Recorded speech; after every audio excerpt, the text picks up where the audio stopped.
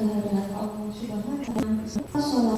Semoga Allah senantiasa mencurahkan kepada junjungan kita baginda Rasulullah Nabi Muhammad SAW beserta keluarga, sahabat dan seluruh umatnya. Ketika kata-kata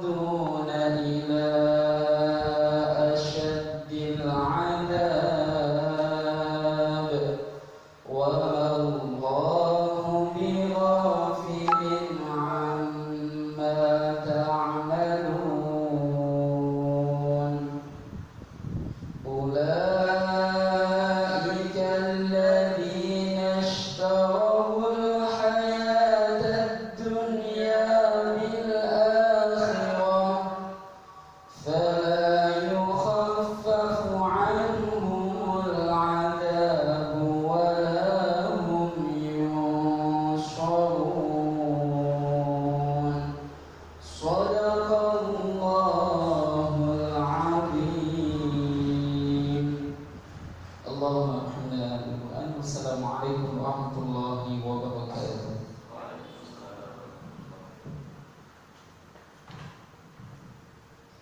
Acara yang ketiga adalah Krakatau Ketua KPU PRI Kecamatan Sragen, Bapak Pranta Sutrisno SPDI MDG. Waktu dan tempat saya aturkan.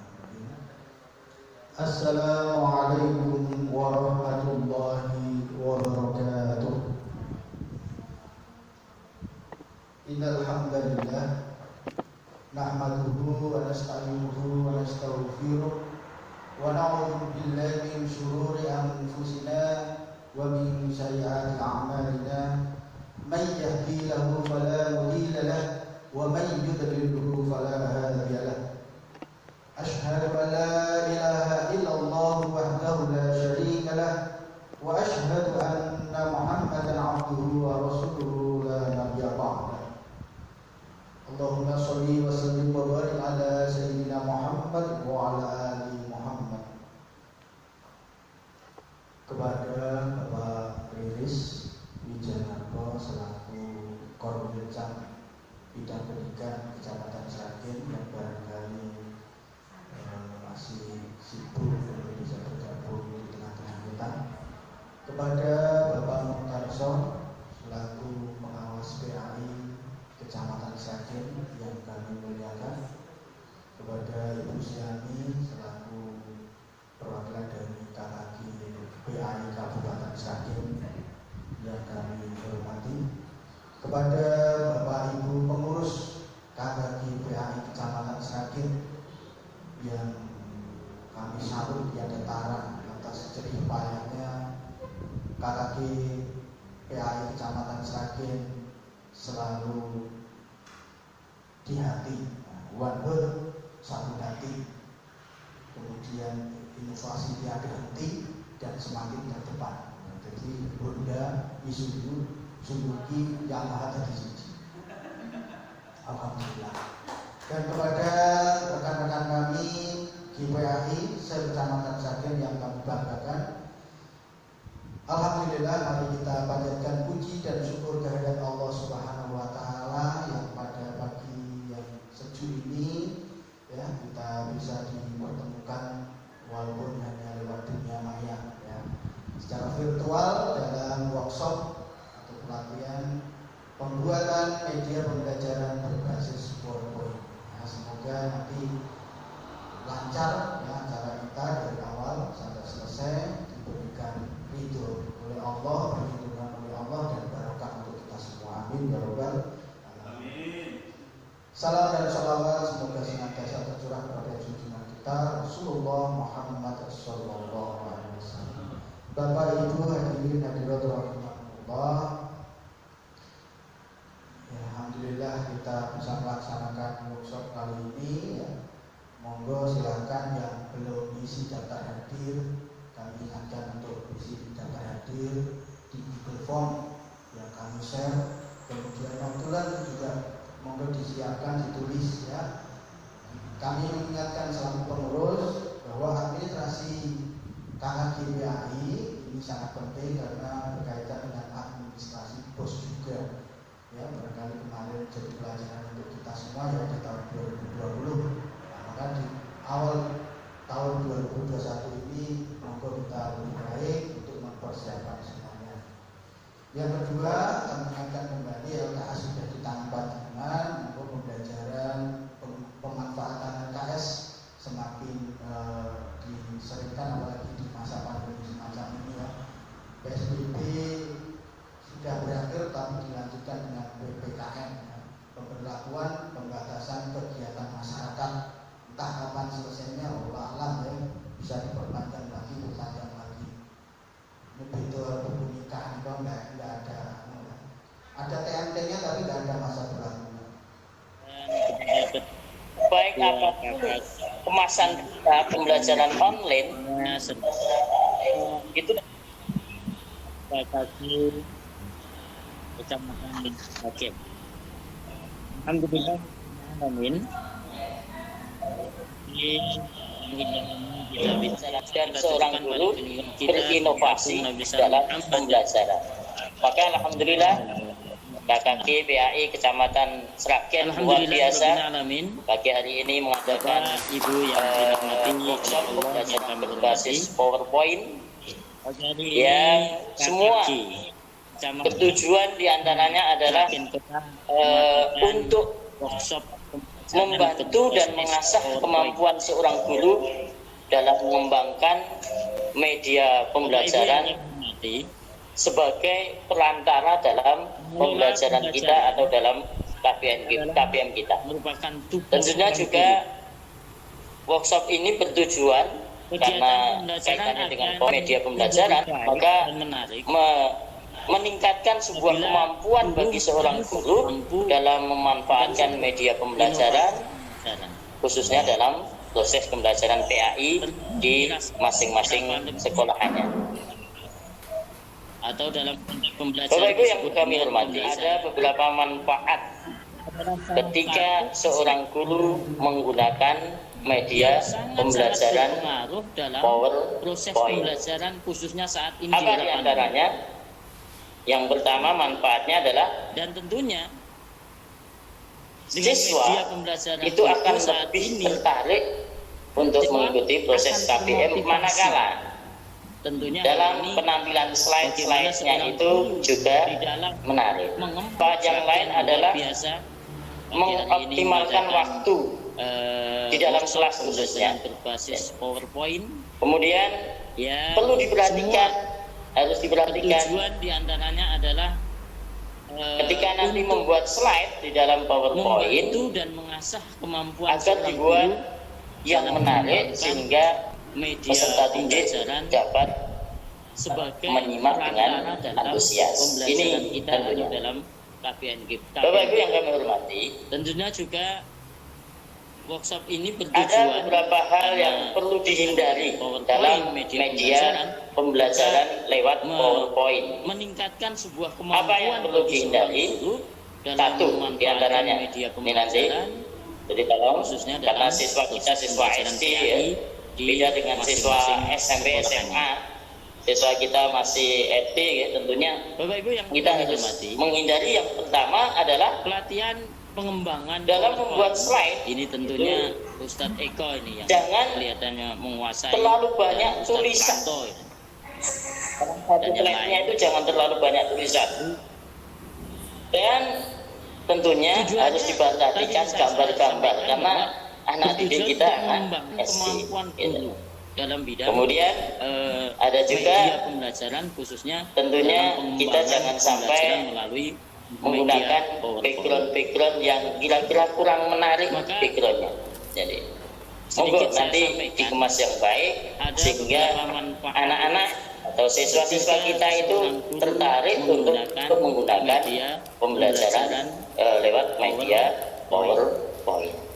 Apa diantaranya? Ini Bapak Ibu yang kami hormati, karena ini lewat Google Meeting tidak bijak, tidak baik itu akan lebih kalau saya harus banyak menyampaikan hal. Namun perlu diingat tadi bahwa lewat PowerPoint hal-hal yang jangan terlalu banyak tulisan, munculkan gambar-gambar yang menarik lewat PowerPoint untuk anak didik kita sehingga anak-anak antusias di dalam mengikuti pembelajaran lewat PowerPoint. Ya. Demikian Bapak Ibu, semoga workshop pagi hari ini yang diadakan oleh KKG PAI Kecamatan Sragen berjalan lancar, dan kami ucapkan selamat mengikuti workshop pembelajaran berbasis PowerPoint dengan hikmat, dengan baik.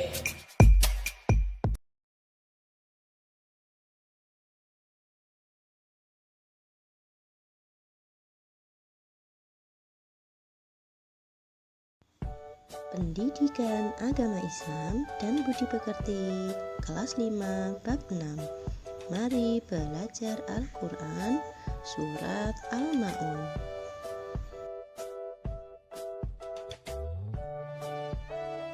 Belajarnya masih bersama Ustazah Ningsih. Jangan lupa tetap semangat belajar dari rumah ya, dan rajin beribadah, rajin tilawah, patuhi kedua orang tua, dan jaga kesehatan.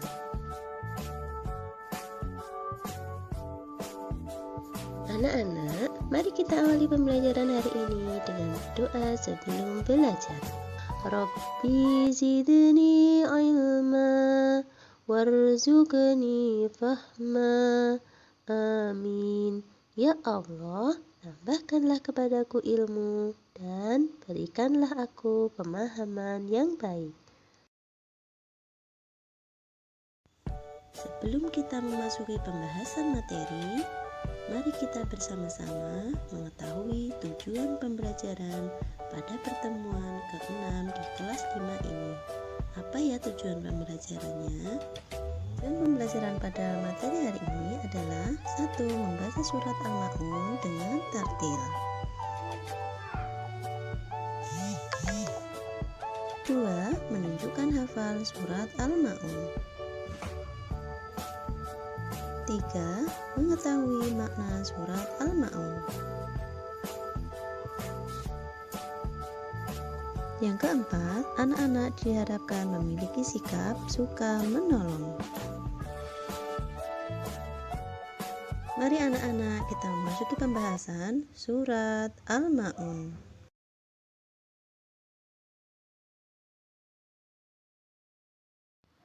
Anak-anak, mari terlebih dahulu kita simak bacaan surat Al-Ma'un. Bismillahirrahmanirrahim. Ara'aita alladhi yukazzibu bid-din, fadhalika alladhi yad'ul yatim wa la yahuddu ala ta'amil miskin. Fawailul lil musallin alladhina hum 'an salatihim sahun alladhina hum yura'un wa yamna'una al-ma'un.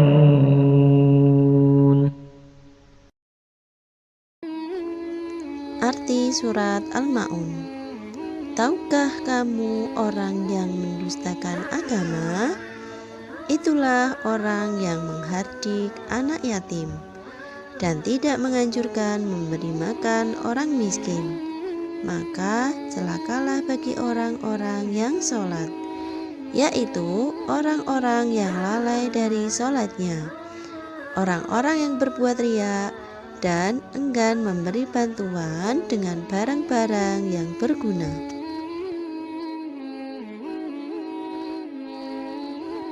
Pembahasan berikutnya yaitu tentang penjelasan surat Al-Ma'un.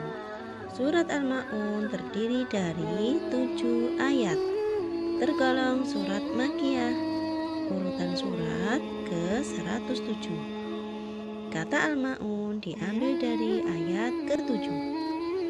Al-Ma'un artinya barang-barang yang berguna. Kandungan pokok surat Al-Ma'un. Dalam surat Al-Ma'un menjelaskan ciri-ciri orang yang mendustakan agama. Ciri-cirinya sebagai berikut. Perhatikan dengan baik ya. Pertama, menghardik anak yatim. Menghardik yang dimaksud adalah suka menggertak, membentak-bentak atau memarahi anak yatim. Ciri yang kedua yaitu tidak menganjurkan memberi makan orang miskin. Menganjurkan saja tidak, apalagi mau memberi makan orang miskin. Ciri yang ketiga yaitu lalai dalam sholat. Jadi orang tersebut kurang hati-hati dalam mendirikan sholat. Ciri yang keempat adalah orang tersebut suka berbuat riya atau pamer. Orang tersebut melakukan ibadah atau perbuatan kebaikan lainnya tujuannya hanya untuk mendapatkan pujian dari manusia. Ciri yang terakhir yang dijelaskan dalam surat Al-Ma'un yaitu enggan memberi bantuan dengan barang yang masih bermanfaat atau berguna. Kebanyakan dari kita terkadang memberi bantuan itu karena apa? Karena kita sudah tidak membutuhkannya lagi. Jika soal makanan kita sudah tidak menyukainya lagi, kita sudah kenyang dan lain sebagainya, baru kita berikan kepada orang lain. Contoh yang lain misalkan kita memberikan pakaian tapi pakaiannya sudah mainan, ternyata mainannya juga sudah rusak. Dalam surat Al-Ma'un tadi dijelaskan bahwa ciri-ciri orang yang mendustakan agama salah satunya adalah apa ya? Orang yang suka melalaikan sholat. Di sini akan Ustazah jelaskan ciri-ciri orang yang melalaikan sholat. Cirinya sebagai berikut. Ciri yang pertama yaitu suka menunda-nunda waktu sholat, sehingga tidak terasa waktunya hampir habis. Ayo, siapa di antara kalian yang suka menunda-nunda? Jangan sampai kita termasuk orang yang mendustakan agama. Ciri yang kedua yaitu ketika sholat pikirannya melayang kemana-mana. Ada nggak ya anak-anak yang terkadang mengalami hal seperti ini? Jadi pada saat sholat tidak bisa khusyuk. Ciri yang ketiga orang dikatakan melalaikan sholat adalah mendirikan sholat bukan karena Allah anak-anak, tetapi karena ingin dipuji oleh manusia. Mereka tentunya tidak akan mendapatkan pahala dari Allah. Ya, mereka hanya akan mendapatkan apa? Mendapatkan pujian dari manusia. Anak-anakku semua, tadi kita sudah mempelajari tentang ciri-ciri orang yang mendustakan agama. Harapannya setelah kita mempelajari materi tersebut, kita bisa melakukan sikap-sikap terpuji yang mencerminkan atau mengimplementasikan dari surat Al-Ma'un. Sikap terpuji yang sesuai surat Al-Ma'un yang dapat diamalkan dalam kehidupan sehari-hari. Contohnya, 1. Mencintai dan menyayangi anak yatim. 2. Menyayangi dan memberi makan orang-orang miskin. 3. Menegakkan sholat dengan melaksanakannya tepat waktu. 4. Menghindari perbuatan riya atau pamer. Yang terakhir, diharapkan kita bisa memberikan sikap memberi bantuan kepada orang yang membutuhkan di sekitar kita. Alhamdulillah, pembelajaran pada kesempatan hari ini sudah selesai anak-anak. Kesimpulannya, hari ini kita sudah mempelajari apa ya? Yang pertama, mampu membaca surat Al-Ma'un dengan tartil. Yang kedua, mampu menghafal surat Al-Ma'un dengan baik dan benar. Yang ketiga, memahami makna surat Al-Ma'un dengan baik.